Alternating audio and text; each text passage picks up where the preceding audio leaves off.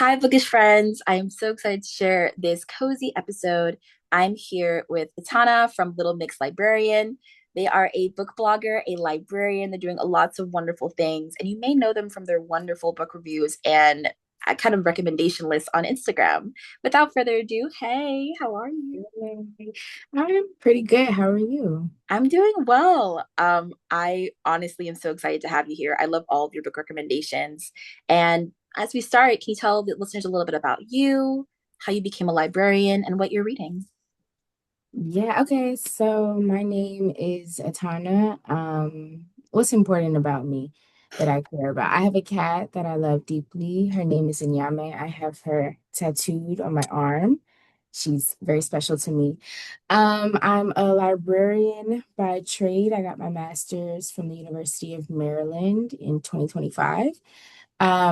My journey of how I got to librarianship is pretty kind of all over the place. So in undergrad, I started out as like a Pan-Africana poli-sci major. I realized after one semester in poli-sci, ooh, I hate the government. I would never want to do this. Dropped that. I ended up picking up history as my second major, and then that's what my degrees are in from undergrad, Pan-Africana Studies and History. But while I was in undergrad, I did this program at Princeton for HBCU students called the Archives Research and Collaborative History Program. And it was like a month-long program. It was virtual because it was COVID. And it was a 4-week program that taught us just the basics of archives, museums, galleries, libraries. And that's kind of how I got my introduction into all of it. Then when I graduated, I was like, I'm not ready to get my PhD. I need something to do. So after my gap year, I applied to library school, graduated like, I don't know, shoot. Oh my gosh, like 8 months ago now, and here I am. Oh, and what am I reading? I'm reading a few things. I'm reading This Nonviolent Stuff Will Get You Killed by Charles E. Cobb. I just finished The Girls Who Grew Big by Leila Mottley. And what is that over there? Oh, I can't see it, but it's a phenomenal title. So I haven't started it, but it's the book that I'm about to start. I'm gonna find the name of it before this is over. Okay, cool. I saw the girls that grew big. I've been seeing that cover around. What drew you to that story? What drew me to the girls who grew big? Oh, this is bad. This is bad. I picked up this book because I felt like it was going to be corny because I felt like everybody just had too much positive stuff to say about it. And Mm, so whenever I see something that I feel like is going to be corny, I'm like, let me read it and see if I'm right or wrong. I was 100% wrong. It's one of the best books that I've read in a second in terms of young adult literature. It's so good. Yeah. so what is it about? What made you want to read that? Like once you realized, damn, this is good. Like what was that turning point for you? Yeah, so offer it. I mean, the opening is just like, okay, so let me tell you, The Girls Who Grew Big, if you see the cover, it's a big pregnant belly on it, but it's about teenage girls, teenage pregnant girls or teenage mothers, or at this point, young 20 something mothers. And basically how the phenomenon of what happens when a teenage girl gets pregnant and then they're kicked out of their home. Like, where do you go? What do you do? And so basically, there's this one girl, Simone, who is the oldest of the group, gets kicked out of her house, and she's pregnant with twins at this point. Her boyfriend, as most statistically cases are, is like 7 years older than her. So it's really statutory rape. And it's basically about her living in her truck and basically, she just builds community. So she goes through life by herself and starts picking up these other girls who are also pregnant and abandoned, and they support each other. They care for each other's children while they go to work. And so they've made themselves their own family, their own community. And so the story basically is about this one girl who's not from Florida who gets sent back to her father's hometown because she got pregnant. She's like a black, more spoiled, uppity girl who's Mm, like, I'm gonna have this baby and I'm gonna give it away. And like how her encounters with the girls. The Girls is the name of the teen group. And it's just a very good story. It's very mm, messy. People are hunching on other people's baby dads. But besides the messiness of it, I think that it's such an important story for like I knew we all know teenage girls who get pregnant who have children and like they're our friends, sometimes they're ourselves. And I feel like there's so much stigma around teenage girls having babies that I feel like for any teenage girl who gets pregnant, or really just any teenager needs to read it to understand like the overall message of the story that I loved is this idea of it doesn't matter if you're pretty, it matters if you're fed, it matters if you're housed, it matters if you're breathing, like if you're happy. And this idea of like being so stuck on prettiness, it gets you in so many bad situations because you're looking for approval, not understanding that approval is in yourself. So it's like approval from other people is a weakness, and understanding who you are shields you from other people's craziness. And I feel like it's just such a good story that you don't look at the cover and know that it's really gonna get into the nitty-gritty. But it was one of the best young adult books I've read in a long time. It was really good. Okay, you have me wanting to add this to my TBR, so thank you It's for that. really good. It's really Also, good. my mom had me at like 19, 18 or 19. So did I know her at the time? I suppose. But I'm sitting here like I don't think I had the thought. But I will say that like knowing someone who went through that, who lost friends, as she said, like in high school, Mhm. um, it sucks when your community kind of dips on you. Yeah. And luckily my mom had a support system, but not everybody does. And in a lot of ways, I'm just sitting here like listening to the story and I'm like, I really need to read this. It's probably going to hit me in all the feelings. I'm a big crybaby. So I'm sitting Mhm. here and I'm like, I'm gonna keep my tissues nearby. But I will definitely Yes. be reading this. I also wanted to know, are there any other books that you want to recommend that are by Black authors? I know that it's like your bag. Do you want to recommend any other books by Black authors and kind of dive a little bit into why you're recommending those specifically? Okay, I'll do my top three. Okay. I'll do my top three recs and maybe something new I read too. So the first book I always have to start with is Butter, Honey, Pig Bread by Francesca Ekuwaysi. It's a story about a pair of twins born to an Obanji mother, and you have to forgive my pronunciation, but an Obanji spirit basically is it's a Nigerian concept where a baby is born dead or is miscarried like multiple times, and that's the same baby that's coming through and like dying, and they're doing it for a reason. Some people say that this is to punish the parent, other people say it's because the baby just wants to go back to the spirit realm and they don't actually want to come down here. There's different theories on like what it means, but basically, this pair of twins is born to an Obanji mother, a mother who, at this point, she dies, I think, four times before she decides, I think, on her fifth time that she wants to stay. And then what happens when you have a mother who's physically in one place, but then spiritually in a whole nother realm, where she has spirits in her head talking to her all the time, where she's not that great of a mother because she's battling so much stuff in her head.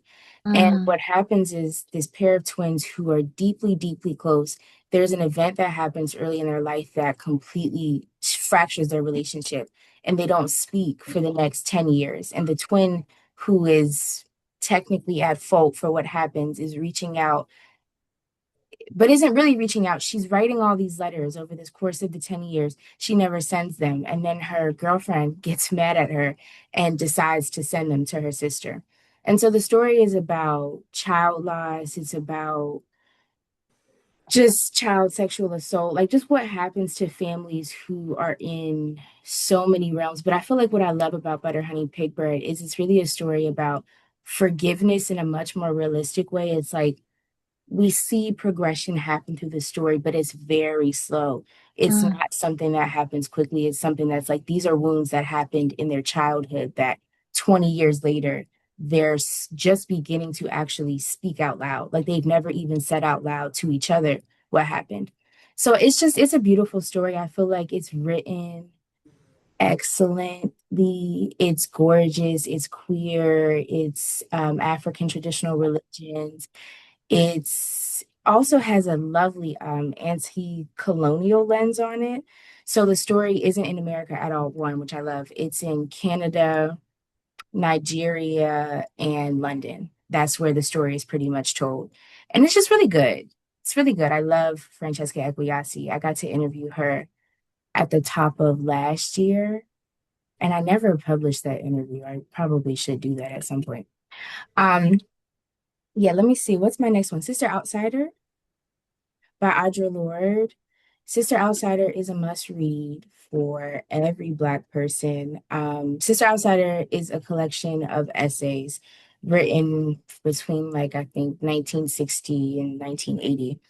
There are three essays in there that I think are particularly important. It kind of goes back to what we were talking about, like about Black female rage.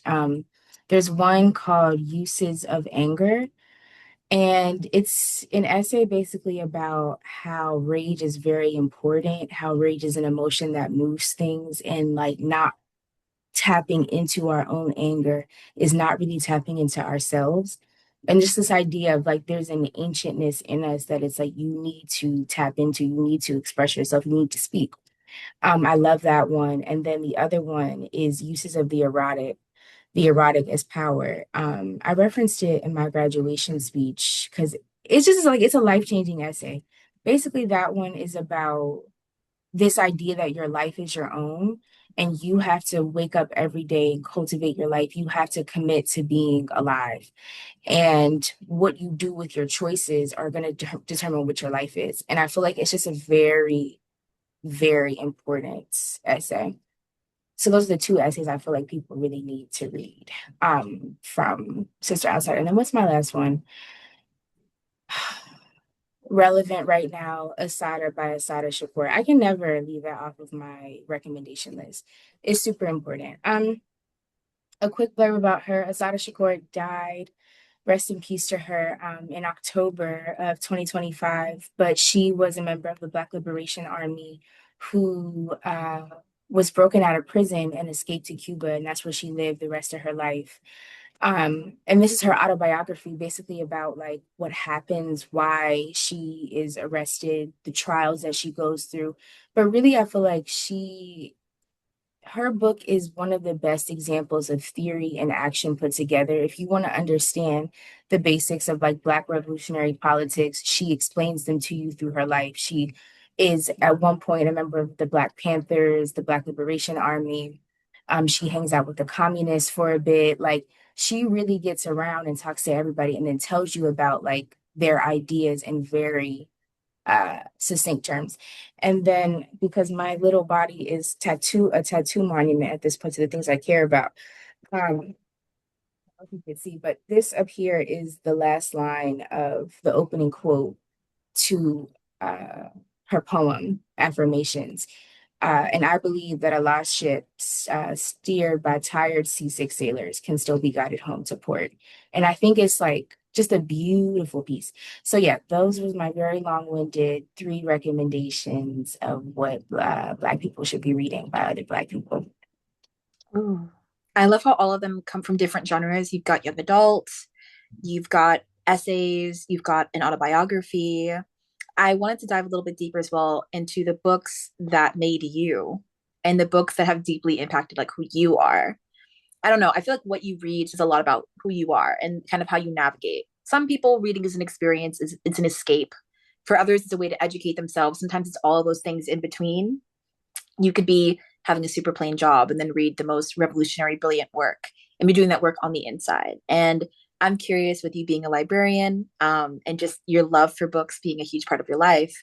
What books, if someone were to like walk in the library and be like, I really want to dive into this genre or I want to know more about you and like what got you into reading? What were some books that you would probably like kind of name off the top of your head?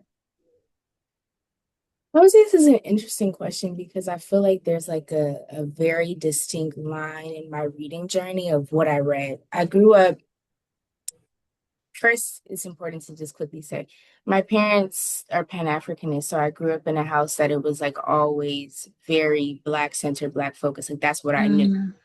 But because that was my upbringing. And also, I feel like when I was younger, there were not nearly as many Black young adult books out. If there were Black young adult books out at the time, they were about slavery, they were about the civil rights movement.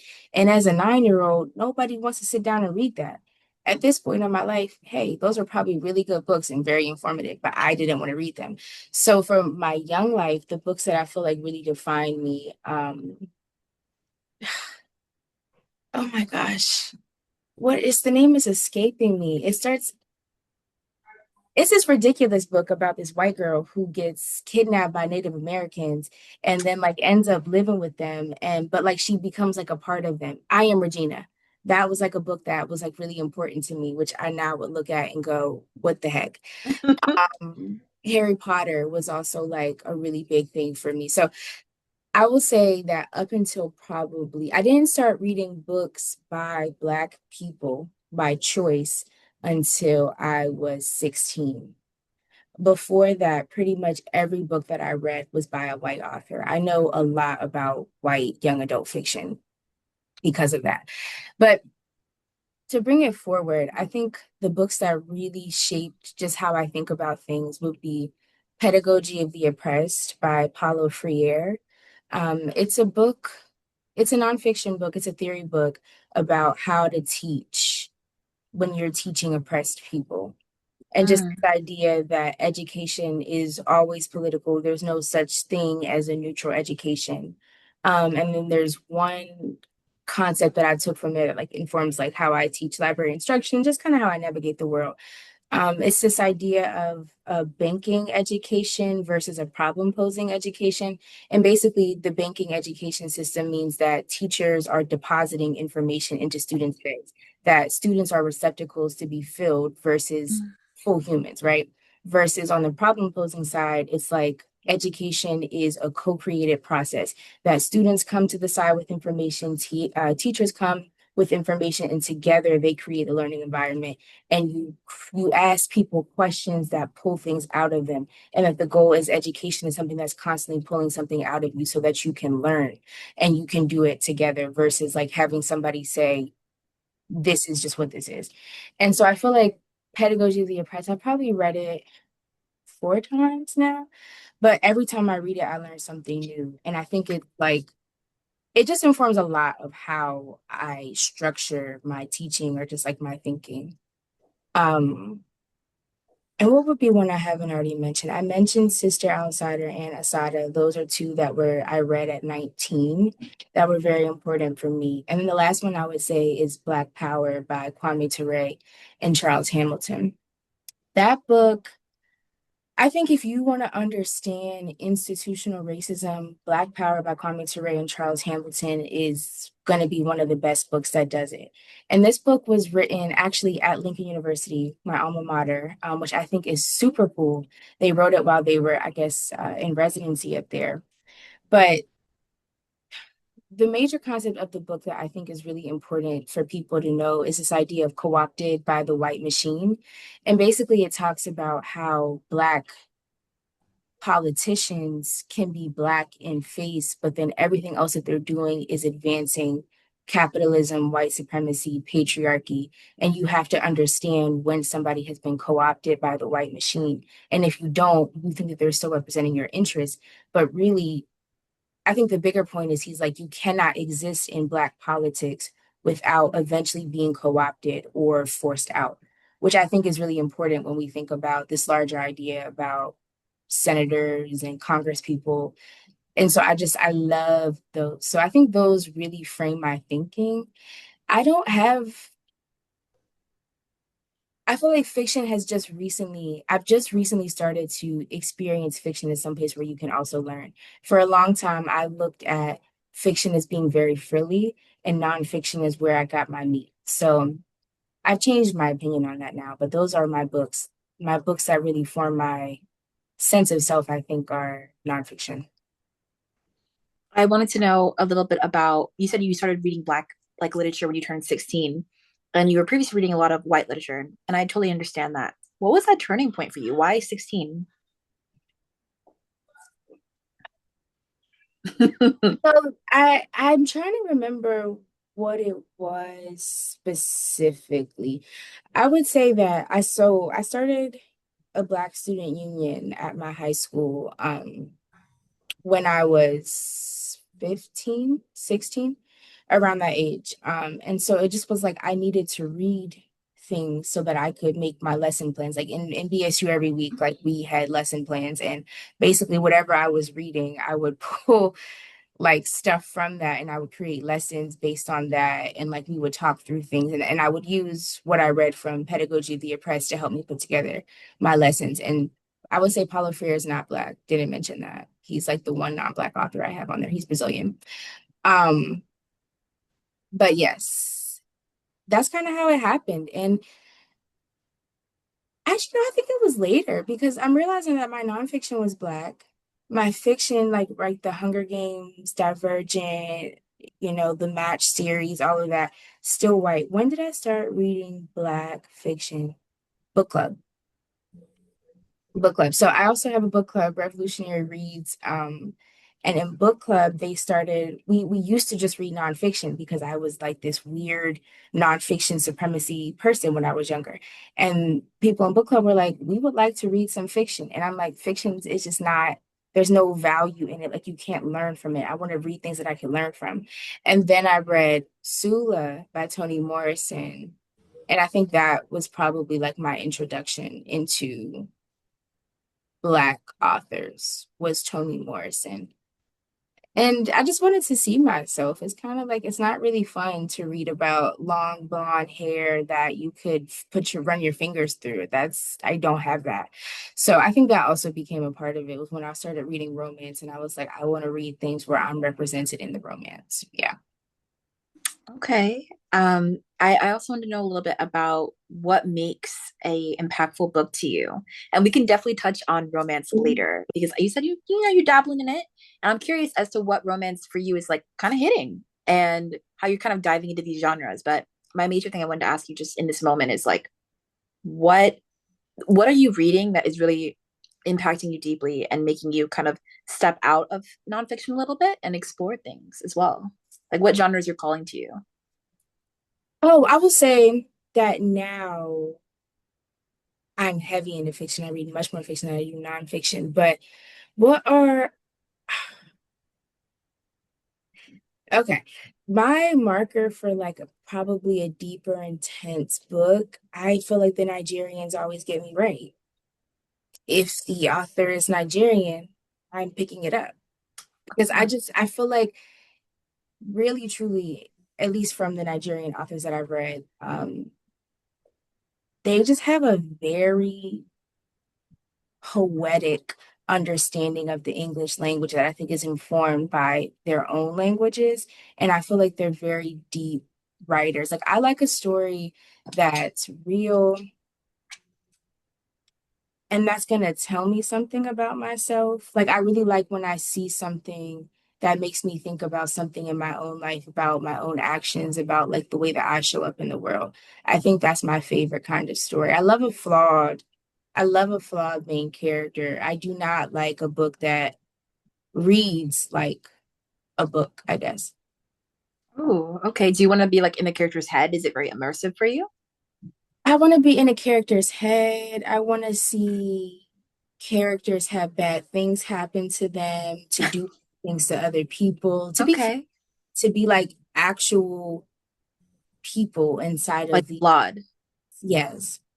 Okay. So you support characters' rights and their wrongs. I I don't support their wrongs, but I really want to understand. I want to get really into it and go, you went here, here, here, here, here, and none of this makes sense to me, but like, okay, I just like that. I'm like, I don't support you, but like, yeah. Yeah, I'm on a journey. I'm on a journey. I low key feel like when you read, you can explore different scenarios that you yourself would not be in real life. Like for me, I'm like, mm, I love horror. I specifically love horror by Black folks, and I love horror by queer folks. And sometimes that means that read stories that are from folks who look nothing like me. I read stories from folks who are older, younger, living different lifestyles, living different parts of the world. I also love Indigenous horror. I love how they craft worlds and how they navigate so many different types of tropes and so many different types of elements. And I feel like there are certain genres that show you parts of yourself that you probably didn't realize or never had to question because you've never been in those situations. And then you read these books and then you go into book clubs and you have these deeper conversations and it's like, I do have that feeling, or like I do relate to that, or in that situation, what would I do? And what does it say about my character and like who I am? And I don't know. Do you kind of relate to that feeling a little bit? Like when you read, it makes you learn a little bit more about yourself and like I don't know, like people around you? That's what I feel like a good book does. Like, I feel like a good book does that. Have you read All the Lonely People by Mike Gale? No, no, I haven't. All the Lonely People is, it's so good. It's so good. It's so good. Like, so I will say this. If you don't like an ordinary book where it's just like mundane life events happening, you may not like the pace of All the Lonely People. But it's about an old man. He's in his 80s. His name is Hubert, and he lives alone. His wife is dead. His son is addicted to drugs, and his daughter, his like prize and joy, lives in Australia, and he talks to her on the phone once a week. And I'm gonna give a slight spoiler because I don't care. It's in the first chapter. You will be okay. He makes up a whole life to tell her about every week, and he sits in his house and doesn't talk to anyone, doesn't go outside, and he makes up friends that he tells her about every week. And so throughout the week he takes notes on what him and his imaginary friends did together so that on Saturday he can sit down and tell her about his week so that she thinks that he's happy, so that she doesn't feel bad for having gone to Australia without him. And it is a heartbreakingly beautiful book about so many things, but really about family. I think it's just gorgeous. It's so gorgeous. It made me cry so many times, but I feel like what I really, really learned about it is just this idea of like helpfulness that everybody can be lonely, but like the all you have to do is talk to another person and you never know like when the last time they spoke to another human being is, especially like when you think about homeless people on the street. It's like when is the last time that somebody stopped and had a conversation with you? This idea that you can be so visible and still so isolated. Um, I just think that especially right now with what everything's going on in the world, it's a very beautiful story about like what everybody can do just to make another person feel human. It's gorgeous, and I don't see anyone talking about it. Mm, okay. I'll make sure to put all of your recommendations in the show notes below as well. I think discussing loneliness, especially now with the loneliness epidemic, and we saw kind of how that, I'm sure it was already there prior to COVID-19, but I definitely feel like it's definitely gotten more intense because of that and then post that. And we're still going through a lot of health issues. We're going through political issues as well. The world is just on fire and it's a really hard time. And I feel like Mhm. books for a lot of people are a way of educating themselves, of escaping, of learning how to be a better person, how to be a better ally, how to be a better kind of role model to folks they may be raising. And I think that libraries are a major resource for people to educate themselves. Not everyone can go to college. And even college, to some extent, doesn't always apply directly to real life. Like you graduate, you still have so much to learn. And I wanted to know, like, what drew you specifically to becoming a librarian? And what do you feel like the importance of that is in like our society right now? Okay, so I feel like really, okay, this I will say two things. One, I feel like I get a very odd comment on Instagram like once a week, which is thank you for your service. I find it to be very odd, but I find it to be very odd because of something that I learned very early on in library school, which is this idea of vocational awe. And it basically means that, like, because our job is so important that it's not just a job, it's a calling, it's a profession, it's a lifestyle. But it's like, no, this is a place that I come 5 days a week for 8 hours a day and I get a check and I go home. And when you start to make librarianship your identity and who you are, I feel like it's very damaging because we know that libraries are underfunded, they're understaffed. And so I've found for myself that really getting into that, like, I do this work because I'm supposed to, really leads to me getting burnt out, Mm, exploited. And like while I love what I do, I think it's really important that like I'll say even a year ago when I was talking about like people becoming like librarians, I don't think I knew enough yet to really understand that like you shouldn't come over here because you want to change the world. You should come over here because you want a job where you can help people, where you can learn and that kind of thing. But if you think you're coming over here because the world is on fire and this is the place that's going to save it, you will be so let down and disappointed. Um, but if you don't think that way, then it's like, no, I'm doing my work is meaningful, it's impactful, and I see how it shows up. It may not fix everything, but I made things a modicum better. And that's like enough for me. Um, so I would say that's like kind of where I am with librarianship now. But really, what drew me to it at the time was a really deep interest in teaching without getting a PhD. I Mm. really wanted to be in higher education, but I just was not ready to commit to a 5-year program, especially when I'm not sure what I want to study. And so working in an academic library created this unique avenue of where you can publish, you can do research, you can teach in a classroom, and then you can also still be doing your own research and projects with a pretty cool team of folks. So yeah. It's cool that you're still able to learn and to impact your community in major ways. I know that with some libraries that I've seen, they help people build resumes. They help them learn about IT. One of my favorite libraries was the first one I've ever worked in, and they had a 3D printer, and a lot of folks use that to create art, and it was a free resource. Mhm. In no way am I absolutely trying to imply that like librarians' jobs are to save the world in any way, but I definitely think that access to knowledge, access to books, the ability to have someone who has the patience to show you how to use these tools. I know for me, some of the nicest people I've ever known are educators. Mhm. And I think even like going into any profession and having the patience, like when kids come in and wanting to read certain books and not knowing where to look, or for me, like reading aloud really helped with my speech impediment. And I've had so many patient teachers who helped me do that, and which allows me to be who I am now. And I don't know, like I think in a lot of ways, especially navigating your blackness in this world, and when you read books that have characters that look like you, or you read books that have characters in my case, like navigating sexuality and gender, Mhm. in a way, sometimes your relatives or family like can't relate to what you're talking about, or they can to an extent. I don't know. Sometimes books to me like fill that gap, you know? Mhm. I don't know. Do you kind of like relate a little bit to that experience of like going from like I definitely read The Hunger Games and all the things, but something changes when you read books where characters look like you. Something kind of shifts and there's an emotional connection now that maybe you couldn't necessarily feel with Katniss. And even though it is tough as shit out here. I feel like reading books with black characters to me, in a lack of a better word, it hits different. And it's hard to describe. And I was wondering if you feel the same way. Yeah, I think um are you familiar with windows, mirrors, and sliding doors? It's a concept. So it's a concept created by a Black woman librarian whose name is escaping me right now. But it's basically an idea of how to understand young adult literature. Mm, So basically, mirrors are stories that reflect yourself. Windows give you like kind of like a glimpse into somebody else's experiences, but sliding doors like allow you to walk through them.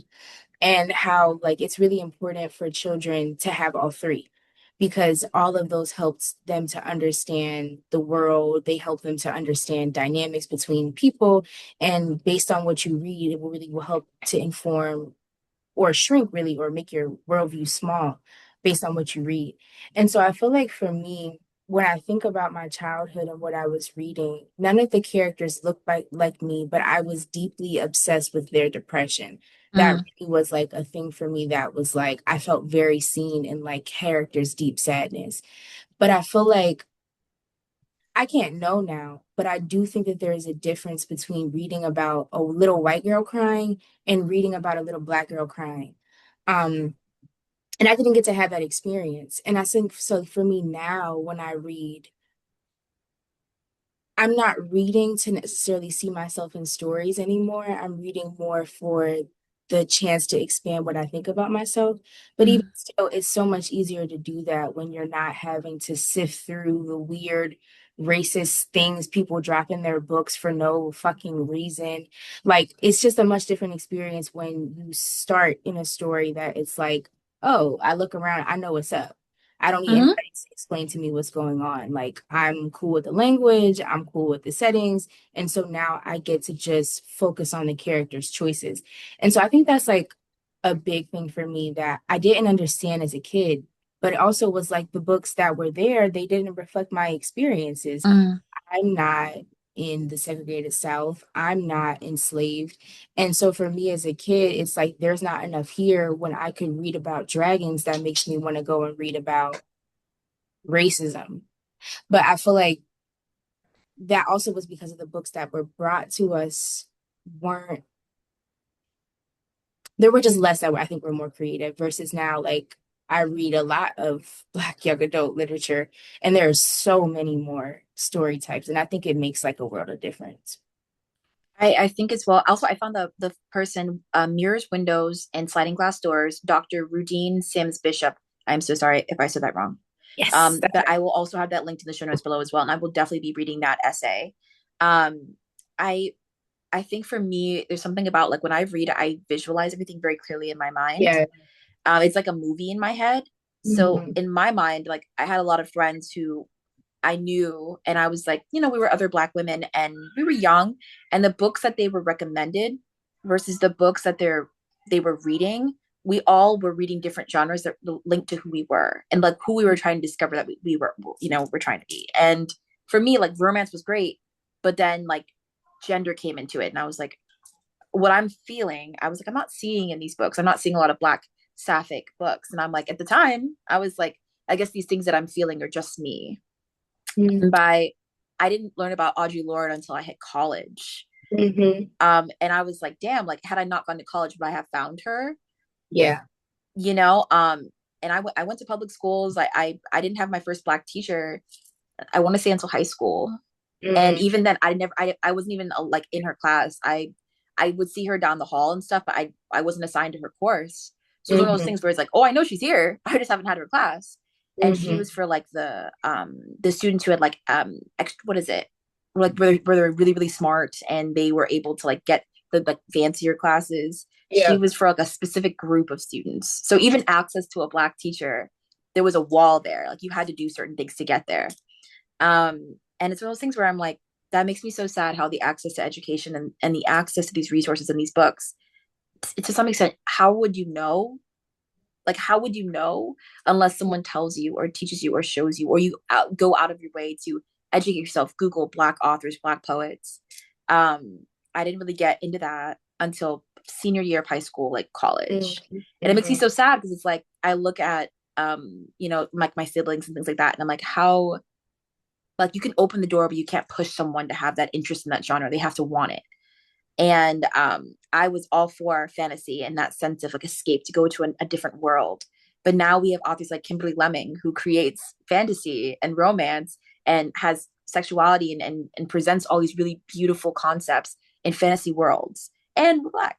And for me it's like the story was already beautiful, but just the descriptions of, I don't know. It's nice to hear about curly hair and brown eyes and Black skin in the fantasy, and not Mm-hmm. have it be like written in a way that I'm like, what do you mean by that? Like, I just, like to not have it written in a way where like we're the Black sidekick or we're the funny character on like, or we die tragically, and it's just, but it's all for the white character to like rise up from the pain. And I think for me that's one of those things where I look back and I'm like, the Rue situation for Hunger Games, where it's like, yeah, like you got a Black character, but like for not a long time. I don't. Can you spoil that? I don't think you can. But I'm No. sitting here and I'm like, I'm just saying. And then the gays don't even get me started. They bury us so fucking fast. The representation almost feels moot because it's just like you're gonna get killed off, or the backstory is gonna be tragic, or it's gonna be steeped in trauma. And not all stories are like that. But it hurts when a lot of them become that way. And I don't, it's such a complex conversation, and that's why there's so many books about it. Yeah. Say really quickly, one of my hot takes is I much prefer for white people to leave us completely out.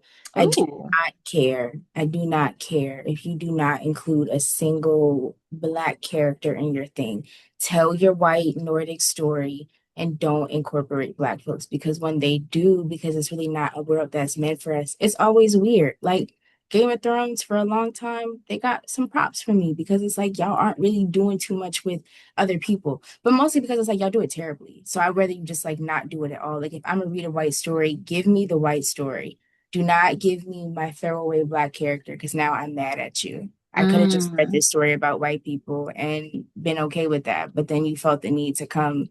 Like, I mean, even Suzanne Collins, like you think about it, that it's like Rue and Thrush are from district, what are they from, 11, and that's supposed to be the rural South. And so then really when you think about it, all of the black people working on this land are what, enslaved, low key. Like, let this is odd. Then like it, when you really start to get into it, these black characters that they build are always built on weird little tropes. So I'm like, just don't do it, and I would like you more. My thing is like, you exposed yourself. I'm sitting here and I'm like, if you really look at it, you don't have to think too hard. You exposed yourself. And I will say, like, reading romances or reading stories for me where the black love interest becomes this like archetype or this like Yeah. walking trope, or like the bad boy or like the bad girl who got reformed by like their love Mhm. interest who's just like great I'm sitting here and I'm like, I don't need that. I don't need that. I would much prefer to read a black romance that centers around like actual chemistry. I want genuine chemistry. I want genuine dialogue. I want complexity. Like, if there's going to be familial trauma, if there's going to be representation of mental health, I want it done fucking well. And I want it done in a way that obviously you care for the characters and you care about the story, just like any other romance. And I feel like when people say like the bar is in hell, like the bar is so low, I don't think that. I think the bar is very high. There's a lot of amazing black romances out there. Um, but for me, it makes me so sad that when I do like my bookish confessions episodes, people send me their anonymous opinions. I've had so many folks who are readers who are black folks who don't read black romance because they don't Yeah. know where to start, or they feel like it's going to be this cookie cutter horrible story or not written well, Hmm. or they don't know where to start with black literature, period. And I can relate to that. Like, where do you start? Who do you ask? Where do you go?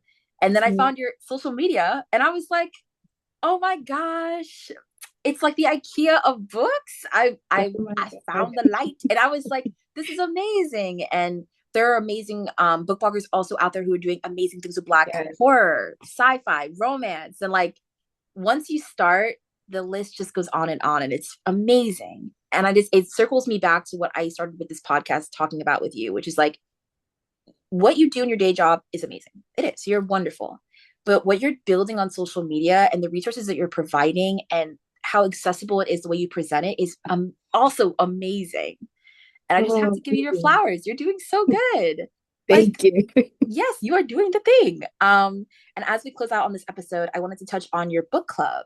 Hmm. And I wanted you to tell the listeners a little bit about your book club and where they can find it. And yeah.